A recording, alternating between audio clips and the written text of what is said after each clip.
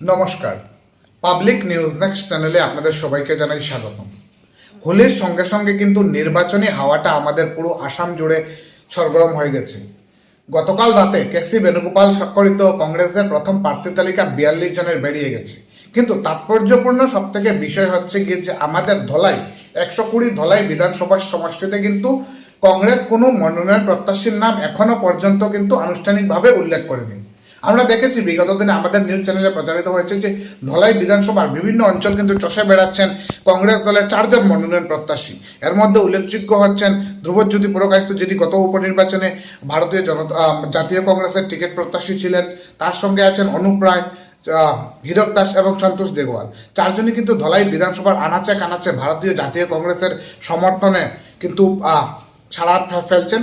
কিন্তু তাৎপর্যপূর্ণভাবে 42 জনের প্রথম তালিকা বের হলেও কিন্তু ধলাই বিধানসভাতে কিন্তু একটা উৎসুক বা আলাদা একটা উৎসুক বিরাজ করছে। তো আমরা দেখে নেব কি শেষ মুহূর্তে কি বাজিমাত করতে পারেন হীরক দাস। কারণ আমরা বিশেষ এক সূত্রে জানতে পেরেছি যে বিগত দুদিন আগে যে স্ক্রিনিং কমিটির মিটিং হয়েছিল শিলচর ডিস্ট্রিক্ট কংগ্রেস কমিটিতে, সেখানে কিন্তু আমরা একটা জানতে পেরেছি যে ল্যাং মারামারির ঘটনা হয়েছে। তো আমরা প্রত্যেকটা মুহূর্তের খবর আপনাদের সম্মুখে তুলে ধরবো যে কী হচ্ছে কিনা না ধলাই বিধানসভা সমষ্টিতে 2026 বিধানসভাকে ঘিরে।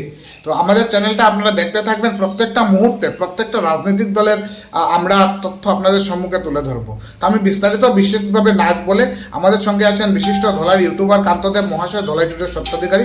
ওনার কাছ থেকে বিস্তারিতভাবে আমরা জেনে নেব।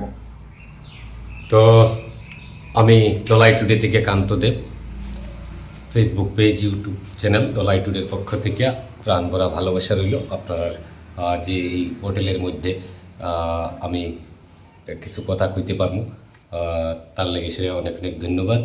পাবলিক নিউজ নেক্সট চ্যানেলের ওনার যে আছেন তার কাছে। তো আমার বেশি কিছু করার নাই, তবে হ্যাঁ, যে কথাটা আমার যে বিট্টু ভাই যে কইছেন সেই কথার উপরে আমরা একটা কংগ্রেস মহলের যেটা দেখতে পাই, আর যে আমরা শুনছিলাম বিগত দিনে যে ধ্রুবজ্যোতি পুরকায়স্থ ধলাই প্রার্থী হিসাবে একবারে টিকসইভাবে আছেন এবং হয়তো ফার্স্ট লিস্টেই তার নাম প্রকাশিত হইব। তো তখন দেখা গেল কালকে যে লিস্টটা প্রকাশ হয়েছে তার মধ্যে ধ্রুবজ্যোতি পুরকায়স্থর যখন নাম আইছে না, তখনই একটা অন্যরকম সিচুয়েশন আমরা দেখতে পাই, যেটা তার কথার মধ্যে আপনারা বুঝতে পারছেন যে এখানে একটা লেং মারামারির কথা চলে। এবং কিছু আমরা কংগ্রেস প্রার্থী যারা আছেন তার মধ্যে 1 2 চলরা ধ্রুবজ্যোতি পুরকায়স্থ এবং 2 নম্বরে হীরক দাস এবং আছেন ব্যাংকের ম্যানেজার, প্রাক্তন ম্যানেজার, এবং আরও অনুপ রায়, ডাক্তার অনুপ রায়। এই ধরনের আমরা শুনতে পাই যে এটার কোনো টিকিট প্রত্যাশী কে হইবা আগামীতে কংগ্রেসের, সেটা কোনো সিদ্ধান্ত হয়েছে না। বিরাট একটা রহস্য এই কথার মধ্যে লুকিয়ে রয়েছে।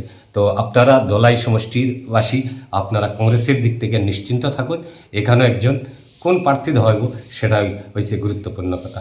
এবং ভারতীয় জনতা পার্টিরও সেমভাবে চলে।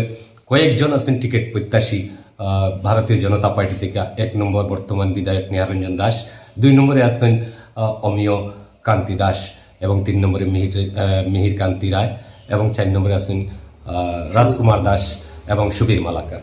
এই এরার মধ্যে সবচেয়ে বড় কথা হয়েছে এইবার ভূমিপুত্র না বহিরাগত, সেই জিনিসটাই হচ্ছে গুরুত্বপূর্ণ কথা। কারণ বহিরাগত কেনে কোয়া হয়, ধলাই সমষ্টির বাইরে থেকে যারা আইয়া ধলাই সমষ্টিতে প্রতিনিধিত্ব করতে চাইবা তারাই হচ্ছে বহিরাগত।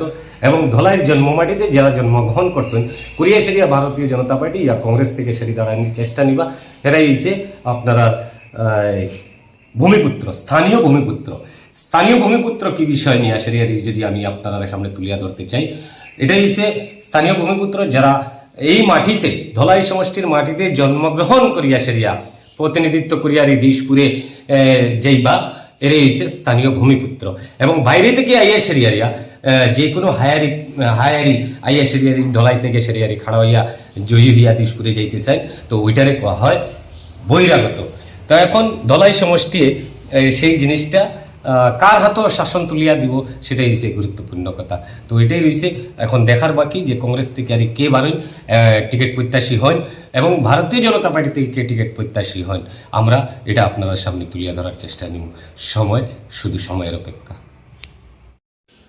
ধন্যবাদ কান্তদেব মহাশয়। এবং আমি আবারও উল্লেখ করতে চাইব যে কোনো মুহূর্তে কিন্তু ভারতীয় জনতা পার্টি, শাসক ভারতীয় জনতা পার্টি হোক বা বিরোধী ভারতীয় জাতীয় কংগ্রেস হোক, উভয় দলের কিন্তু প্রার্থী তালিকা ধলাইয়ের বা যে কটা বাকি বিধানসভা আসন রয়েছে সেগুলো কিন্তু বেরিয়ে যেতে পারে। তো প্রত্যেকটা মুহূর্তের খবর দেখার জন্য আপনারা আমাদের পাবলিক নিউজ নেক্সট চ্যানেলটাকে সাবস্ক্রাইব করে রাখবেন এবং শেয়ার করবেন। এবং সবথেকে বড় আমাদের ধলাইয়ে যে তাৎপর্যপূর্ণ ব্যাপারটা হচ্ছে সেটা হচ্ছে গিয়ে বিগত দুদিন আগে যে ভারতীয় জনতা পার্টির জেলা কার্যালয়ে সমাপ্ত করবেন, ভারতীয় জাতীয় কংগ্রেসের যে জেলা কার্যালয়ে একটা স্ক্রিনিং কমিটির মিটিং হয়েছিল যেখানে অবজারভাররা এসেছিলেন বিভিন্ন বহিরা রাজ্য থেকে। সেখানে কিন্তু আমাদের ধলাই থেকে কিন্তু 30 জনের একটা বিশেষ টিম ঢুকেছিল, যেখানে কিন্তু আমরা সিলেটি ভাষায় যেটাকে ল্যাং মারামারি বলে থাকি, সেই ল্যাং মারামারি কিন্তু ভারতীয় জাতীয় কংগ্রেসের অন্দরমহলে অলরেডি হয়ে গেছে। সেটা কিন্তু আমার খবর নয়, সেটা হচ্ছে বিশেষ সূত্র থেকে পাওয়া খবর। তো আপনারা যে কোনো মুহূর্তে ধলাই থেকে ভারতীয় জনতা পার্টির হোক বা ভারতীয় জাতীয় কংগ্রেস দলের হোক প্রার্থী কে হতে পারেন যে কোনো মুহূর্তেই কিন্তু আপনারা খবর পেয়ে যেতে পারেন। আগামী 1-2 দিনের মধ্যে, আজকে হোলি, আমাদের মাননীয় হিমন্ত বিশ্ব শর্মা মহাশয় বলে দিয়েছেন যে হোলির 1-2 দিনের মধ্যেই আমাদের ভারতীয় জনতা পার্টির যে প্রথম প্রার্থী তালিকা আছে সেটা বেরিয়ে যাবে। এবং গতকাল যে কেসি বেণুগোপাল স্বাক্ষরিত যে ভারতীয় জাতীয় কংগ্রেস দলের যে প্রার্থী তালিকা বেরিয়েছিল সেখানে কিন্তু তাৎপর্যপূর্ণভাবে ধলাইকে বাদ দেওয়া হয়েছিল।